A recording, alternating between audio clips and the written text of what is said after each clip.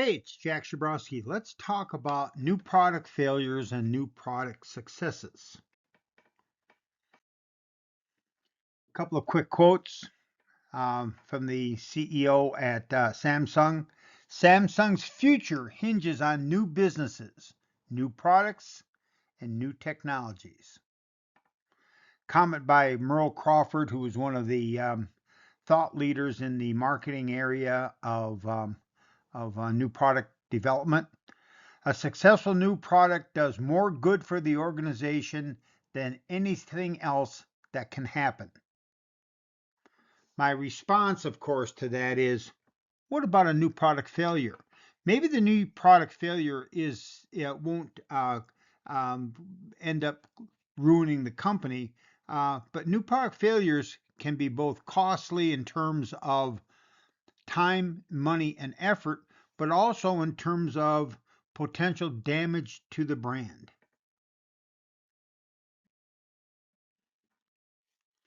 Corporate and individual new product development. Let's talk a little bit about the distinctions between these two.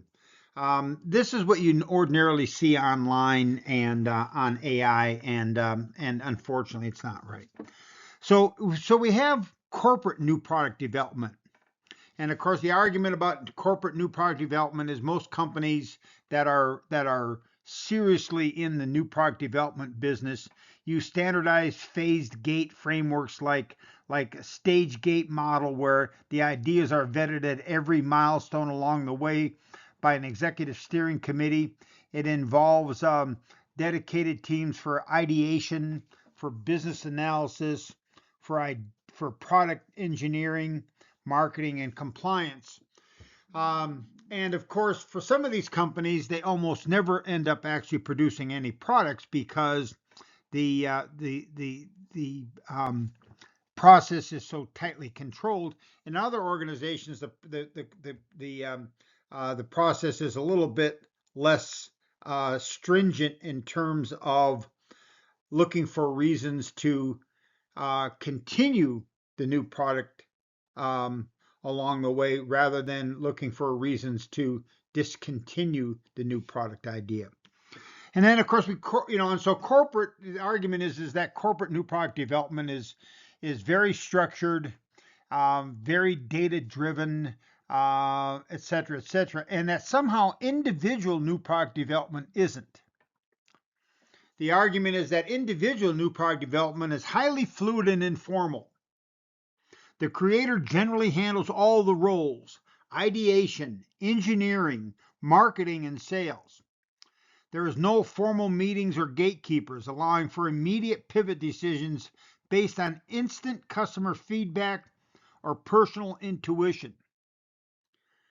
Of course, this is nonsense. It is absolute nonsense.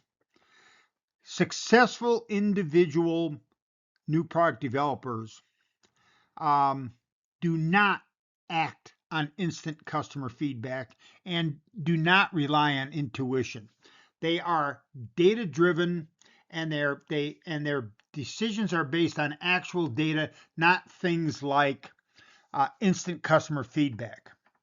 I've told a number of these stories over and over and over again.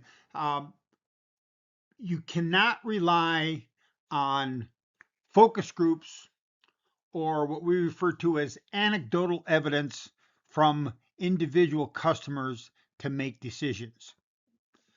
That is how a couple of local casinos have gone bankrupt, and that is the way that um, other organizations have made significant mistakes. Good individual new product development requires that you be data driven and not free flowing. What does they say here? Highly fluid and informal. No gatekeeping. Immediate pivoted decisions based on nonsense feedback or personal intuition. That's not the way that you should be operating. And what we're going to try to do in this class is teach you how to become a great individual new product development expert using data to make better decisions. The key to success for all new product development people: accurate market opportunity analysis and data-driven new product planning. Not this nonsense. And so, and I pulled this off an AI thing from the web. It's nonsense. Here's some new product failures. I have a list in here of a couple of pages of new product failures. Some of these are more fun than others. Up on the left-hand corner is watermelon Oreos with a watermelon filling. And of course, those of us that are purists know that there's only one kind of Oreo, right? Chocolate on the outside, vanilla on the inside. There are other funny things in here. How about Colgate beef lasagna? Of course, Colgate beef lasagna seems like an odd thing for a company like Colgate that is known for their personal health care items for Colgate to get in the beef lasagna business. Not sure who was thinking that was a good idea, but obviously it wasn't. How about here we have Gerber's Singles. These are the actual products that Gerber decided that they were going to market as a new product because of the shrinking baby boom, because of the fact that there were fewer and fewer kids being born after the baby boom was over. Gerber's realized that their market was shrinking, and so they decided to start producing goods for baby boomers, for senior citizens. And these are a couple of their Singles for Seniors products. Of course, it was obviously not a success. Some other really bizarre things. How about the McPizza business? When McDonald's got into pizza business, they got into pizza business in the very, very late 80s, 88, 89. They got into the pizza business. And it took them almost 10 years to really wash that completely out of their system. But it was never going to work for McDonald's. When you would order a pizza at McDonald's, it would take somewhere between 11 and 16 minutes to bake, even personal pizzas. That doesn't fit McDonald's. That's not fast food under any stretch of the imagination. And McDonald's tried it and tried it and tried it, and of course, eventually decided that it had been a bad idea from the beginning. Another example of McDonald's not a good idea is their famous Arch Deluxe, which they tried to market as a Big Mac for adults. Ay, ay, ay, ay, ay. And of course, another things we have in here. How about toaster eggs? Making your eggs in a toaster. Yeah, I'm not so sure about that. Some other new product failures. We have the famous New Coke and Classic Coke. I also have on here Crystal Pepsi, which was a clear Pepsi version. And of course, Pepsi did this, and they did it with a little bit of a chuckle because they named it then Crystal Pepsi. And when Coke decided that they were going to try to match it, they couldn't call it Crystal Coke, obviously. And so that they had to go for a different name change. Both of them, no good, no success. People are not going to buy more Pepsi because it's clear or less Pepsi because it's clear. Zima, you remember this famous Zima? Zima was one of the original non-beer beers. And of course, the famous campaign that they had was the Zima campaign, that everything started with a Z, so that customers eventually said Zima Zucks, and as a result, Zima was going nowhere. How about Maxwell House brewed coffee in a milk container? How about Coca-Cola Black, Coca-Cola's coffee product? Or how about purple-colored ketchup from Heinz? Or maybe Keurig Cold. Yeah, not working for us. Some other product failures that are perhaps more traditional ones that we talk about all the time. The famous Ford Pinto. I owned a 1980 Ford Pinto, one of the last ones off the line, and of course, when and in fact, it had a number of other parts that were Ford parts, but they were from different Ford products because they had run out of parts for the Pintos near the end of the run. Pintos had this problem that if they got hit from the rear end, they would explode. That made them an eventual product failure. Next to it is the famous Ford Edsel, the 58. I think that might be 57, 58, 59. Um, didn't didn't work.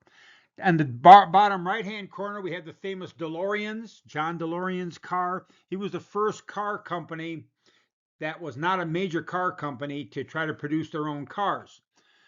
We now have a success story with that, of course, with Tesla, but the DeLorean um, was an eye-catching design, but never was successful. Next to it, we have the famous Nissan Murano Cabriolet. This was a SUV convertible, and I always thought that was a really good idea. And when they had those, I almost bought one, but I would have been one of a very few people who did. But they were SUV convertibles, which I think, by the way, made really good sense. But almost no other customers did. And then, of course, the far left-hand corner here, we have the very famous Segway. Um, and of course, we know the success that Segway had over the years. And then finally, how about Google Glass? How about the Betamax, which of course lost the battle with VHS? In the bottom left-hand corner in here, we have the Zoom, which was a competitor to the iPod. Of course, that's Bill Gates, and of course, it was very unsuccessful. Some of you might be old enough to remember the original Blackberries. The BlackBerry company still exists. I was watching an interview with its CEO last week on CNBC. Even he couldn't explain the product categories that they're in now. And of course, we have the Windows Phone, Microsoft's phone, and then some of you might have been involved in this. The famous Nike Fuel Band never really was a success. Finally, some others that you might be somewhat familiar with: Windows Vista. You're obviously not familiar with CoreFam. CoreFam was a unbreathable leather replacement. So if you bought CoreFam shoes, they lasted forever, but they were hot on your feet, and they never actually broke in because CoreFam was virtually indestructible.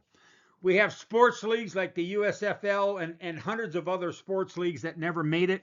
And then finally, we have something that I think probably all of you are old enough to remember, the Galaxy 7 Note. That, of course, caught on fire. So I know what you're thinking. You're saying, geez, Jack, anybody can come up with this long list of failed new products. But I want you to think back to the products I showed you. Those mistakes were made and those failures were made by major corporations, not by some person standing on the corner with an idea. They were all made by companies that lost a lot of money, a lot of time, and a lot of brand equity with those particular products. So while we may chuckle at those were major companies making those decisions, and you should be able to do better than that. Of course, in retrospect, hindsight's 2020, and in retrospect, we knew they shouldn't have done that. But there was a point in time when they were doing it where it seemed like a really good idea to them. So I want you to think a little bit about that as we move on through the rest of this discussion. So why do existing products fail? And of course, the reason I want to talk about existing products is because when existing products fail, what happens? They need to be replaced with new products. So why do existing products fail? And if you understand why existing products fail, I think you'll have a little bit better understanding of how new products might fail. Um, so one of the ways that new products might fail is product and price problems over time. That is customer changing tastes. A number of car manufacturers have finally had to get out of the passenger car business and into the SUV business. And of course, this is due to customer changing tastes. Think about even 10 years ago, but think about 20 years ago when we used to sell way more cars than SUVs and how much that has flip flopped in the last decade or so. Another reason that new products might fail over time: new competition, either direct or indirect, comes in and eventually takes their business away. Think about traditional fast food restaurants, which when we think of traditional fast food restaurants here in Las Vegas, we would typically think of burger chains and then maybe Mexican food restaurants. And in particular, the burger places that we're all familiar with are things like Burger King and McDonald's and Jack in the Box and Carl's Jr. And the list kind of goes on and on and on. White Castle, some others. And then Mexican food restaurants. When we think about the traditional Mexican restaurant fast food places, it's either Taco Bell or Del Taco, and there are others, but those are the ones that we generally think of as the traditional fast food restaurants. But now what? Now there are all kinds of new competition for fast food restaurants. I mean, just think about someone like my buddy Andrew Chung with Panda Express, and think about how Panda Express has worked their way into the fast food restaurant business and been very, very successful. Another reason that existing products failure is the ignoring current customers uh, while you're looking for different customers. And of course, my two favorite examples of this are my good friends at Buick and Cadillac.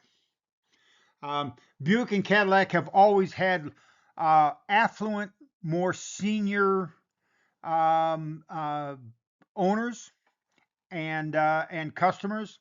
And of course, ever since around 2000, both of those companies have wanted to pursue younger customers and forsaking the older customers.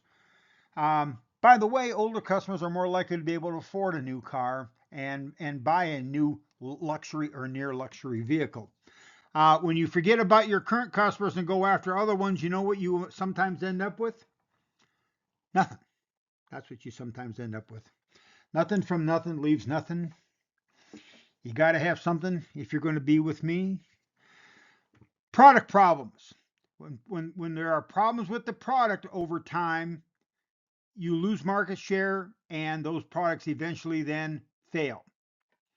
Another example would be when product costs increase. Right now, there are lots of product categories where the cost of products have increased dramatically, either because of supply chain problems, maybe still being hampered by the pandemic, or the fact that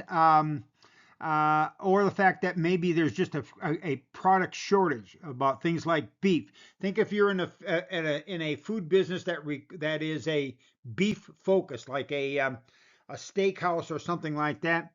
It is very difficult for you to try to manage your profits because costs keep going up, and your customer base there's going to be a spot in there where the customer base isn't going to be willing to pay that much money for those products. Could be positioning problems. That is, maybe you're not positioned right relative to the competition, or maybe the competition has gone in and repositioned itself, and now they're infringing and taking away your customers. Other things that can happen to have a new product fail might be new channels of distribution, and of course, that certainly has been the case in the cassette, music CDs, and even downloading music businesses that have all been replaced by music streaming businesses. Another example, of course, is how streaming video completely eliminated Blockbuster and Hollywood Video. Many of you are probably old enough to have gone and gone to the video store to get a video to watch over the weekend. And it could have either been Blockbuster or Hollywood Video here in Las Vegas or someplace or something else. Um, that has all gone away and turned into streaming services, right? Where you simply stream the product at home, and maybe you have a subscription to a variety of video things. I have a subscription to Netflix. I have no idea who's using it. It's $17 a month, so it doesn't irritate me dramatically. But every once in a while, my good friends at Netflix will email me with an urgent message that someone logged into my account in Pennsylvania. And my response to that is, that seems like that's your problem, not my problem. My recommendation is always, I think you should drop me as a customer, but they don't ever seem to do that. Another could be another reason that your products might fail is shrinking demand. Think about tennis. You know, the U.S. the in the U.S. The interest in tennis has been waning for a number of years. It was the same way for golf until the pandemic. And then the demand for golf went back up and has not gone down since. But for tennis, there has always been a shrinking demand for tennis. And now you have something called pickleball. And pickleball has shrunk the demand for tennis even more. And of course, in many places and cases, it has reduced the number of tennis courts as the tennis courts are replaced by pickleball courts. In general, existing products fail because they have not been adapting to market changes in customer preferences, or they have had bad marketing execution, or they have product related problems. So, if one of those things is happening, then new products are likely to fail. Our existing products are likely to fail.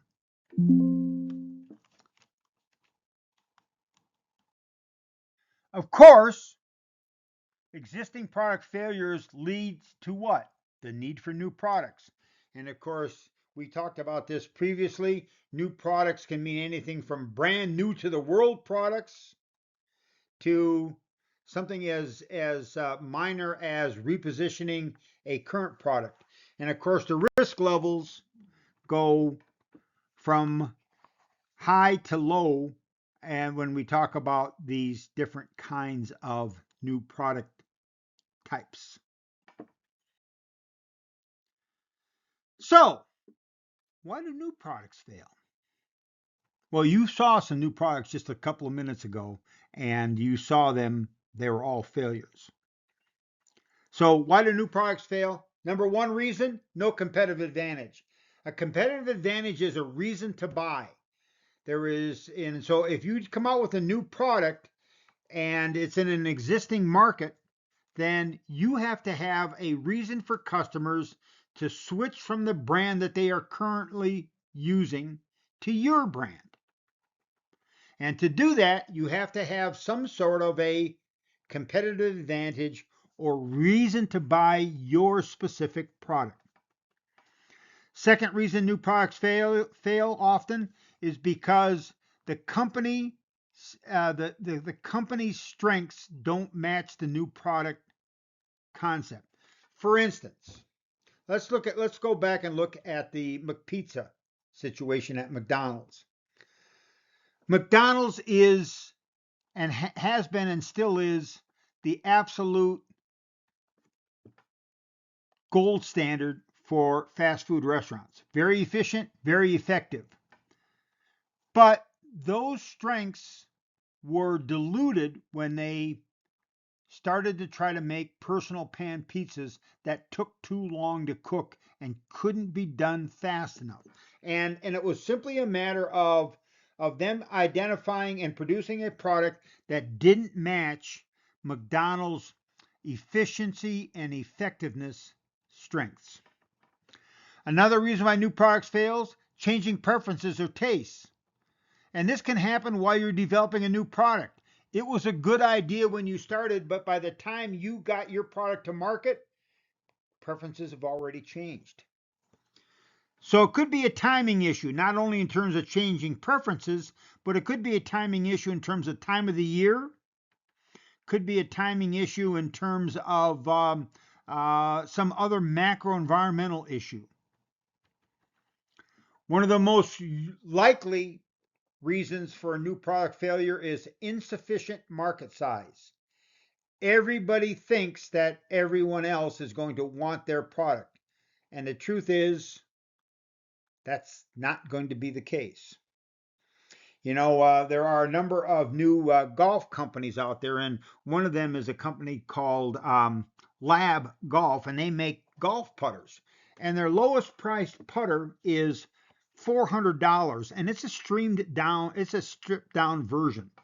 Most of their products are between $500 and $700. Now, the thing about that market is, while there is a fairly large markup on those putters, and so there is a good profit margin on them. The truth is, there are a limited number of people who are willing to spend $700 for a putter, and so that's a tiny sized market. And so even though you are successful, you are operating with a very small market, and it could be quite likely that people are going to be unwilling to spend $700 more to trade in their old putter for a new one. Another reason that sometimes new products failure are simply barriers to entry. Typically, the barrier to entry is you can't get at your customer base. That is, it's you can't get on the grocery shelves that you need to get on. Many of the barriers to entry are distribution related barriers to entry, but there are other reasons too that could be barriers to entry. Could be a licensing issue, it could be a real estate issue, it could be lots of things, but barriers to entry. And then of course another reason for product failure would be things like lack of channel support. You have a great idea, but you just don't have enough support through the channel to get it in the right places at the right time for the right customers. So lack of channel support. In general, new products fail because you did a bad opportunity analysis, or you have a bad market execution, or you have a product problem. Now, it's important to take a little time to talk about these. Bad opportunity analysis could be lots of things. You overestimate the size of the market. You overestimate the number of customers that would switch to your product.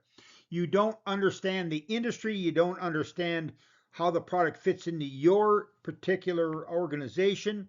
You don't understand the customers. You don't understand the competition, or you don't understand the macro factors that might be affecting your business.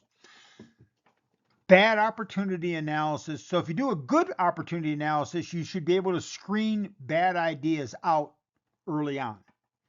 Bad marketing opportunity analysis, you give something that should have gotten a no-go, a green light to move forward.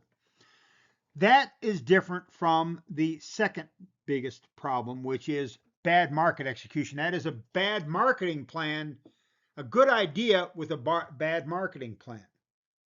And of course, this often happens depending on what kind of marketing expertise the company has. This especially is likely to happen when you're going after a new market, a market that you have not dealt with before, and you somehow don't understand how this market thinks and reacts.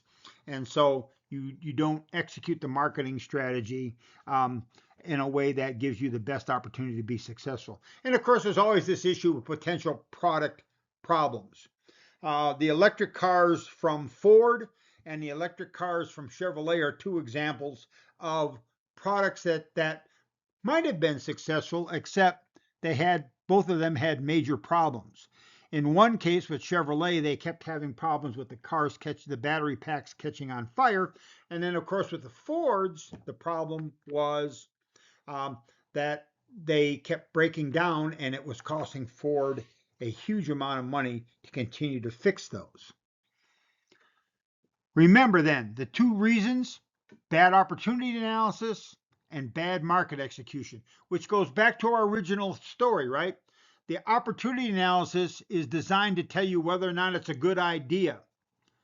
And then the execution, of course, is if it is a good idea, is it executed correctly? So these go back to that basic question: which is more important, a good idea poorly executed, or a good idea that's not executed as well? And of course, that's why I think the number one thing that we have to make sure that we're good at is market opportunity analysis. All right, so let's spend a couple minutes talking about the kinds of problems that new product managers need to be able to identify and solve. And this goes a long way as the product is being developed and even as we are trying to launch and execute a marketing strategy. So some of the product related problems that you need to identify early on is the product doesn't work or perform correctly. It doesn't do what you say it's going to do. So the unique selling proposition that you're going to offer isn't correct. A good product without unique benefits. That is, your product is good, but there is nothing that creates a reason to buy your specific brand. Another problem might be that the product is too costly to produce. And you need to identify that early on, because if you can't resolve this, then there's no reason to move forward. These are really problems that are hard to solve for product managers because you know it's a good idea, but you can't produce it at the right price. Not enough people want the product. This is what? This is lack of customers. You need to identify that. With good market opportunity analysis skills, you ought to be able to identify that there aren't enough potential customers to make the product successful. You might be in a market where there's no unmet wants or needs. Everybody's relatively satisfied. That's going to be hard to break into. Next,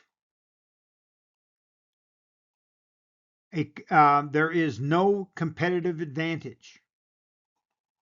That is, there's no reason to buy this good. Or it could be something as simple as a bad name. A good name won't save a bad product, but a good product might be harmed with a bad name. So always think about that. All right, here's a couple of marketing related issues that can be especially frustrating for new product managers. Relative perceived quality, that is, customers don't perceive us as having as high a quality as the competitors. This is one of the things that eventually ate at Ford and Chevrolet, both in terms of their sedan automobile business. Customers continually believed that the Japanese manufacturers were producing better quality sedans for very similar prices. And so that's Honda, that's Nissan, and that's Toyota, all selling passenger cars, automobiles, sedans that were better than Chevrolet's sedans and better than Ford's sedans. And so the problem was whether or not they were better isn't the issue. It was the idea that customers perceived those Japanese brands to be better. Another problem, a marketing problem that new product managers might face is strong brand loyalty to existing products. This is a problem, right? There's a problem because if people are highly loyal to a product, it's going to be hard to get them to switch. Ask Pepsi about Coca-Cola's market dominance, even though Pepsi almost always wins a taste test. Positioning problems. Lack of focus, that is, we don't have a specific focused position. Might not be any good position available. That's almost never the case, but you do have to think about that, especially if there's lots of brand loyalty. Um, it could be the idea of no way to be able to get the positioning that you want. It could be an issue associated with brand associations, or it could be name, symbol, and slogan, and they don't match the position. So positioning is critical for success, and there are all kinds of ways in which positioning can be problematic. How about communications? Well, with communications, there might be lack of awareness for your product.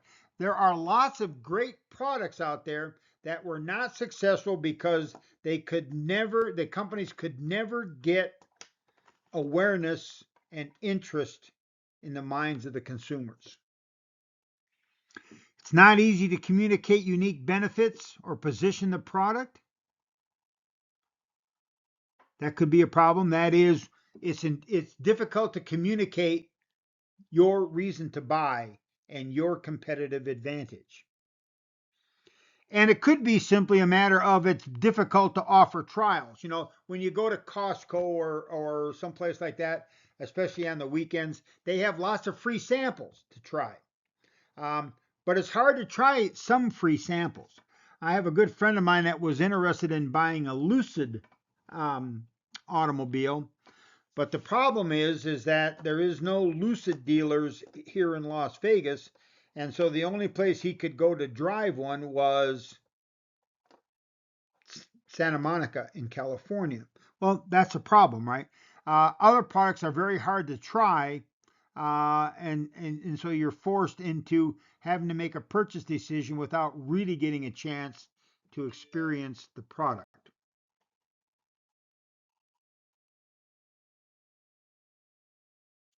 Other kinds of problems that come up: price problems. Your price too high, people won't switch and try your brand because they don't want to spend the price. It's priced too low. If you price your product too low, what's the problem? Customers perceive your product as being of low value because customers have this perception or heuristic in their mind that products that are priced too low are not good quality. Once again, pricing decisions have to be in line with your positioning and have to be in line with your perceived quality and the way that you want people to perceive your quality. And then there are all these distribution issues. I mean, part of the reason that many new products fail is that the firm just cannot make the product available to potential customers, right?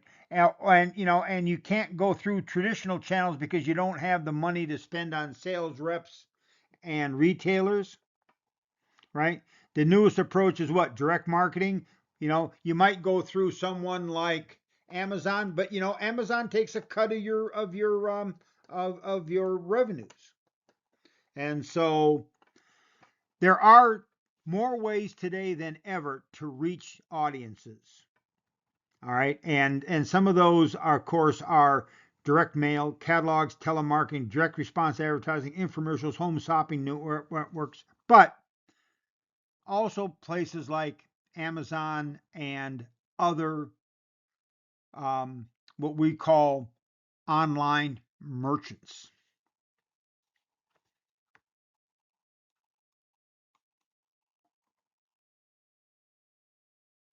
So, how about improving your new product success? Well, the way to be more successful in new products is to have to create creative ideas and then match them up with innovative skills. That is, be able to identify and evaluate new products with a marketing opportunity analysis to thin out and to eliminate those items that are not good ideas. Also, to be successful, you need to have marketing knowledge, marketing management knowledge, and marketing and market understanding. And so you need to know your markets. And by that, we mean Know the data that drives the markets. Not necessarily numbers in terms of data, but know the data. Know what customers want and what it will take to move them from somebody else's brand to your brand. Once again, you can improve new product success by good market opportunity analysis and good product planning. And I highly recommend that you try to make that happen.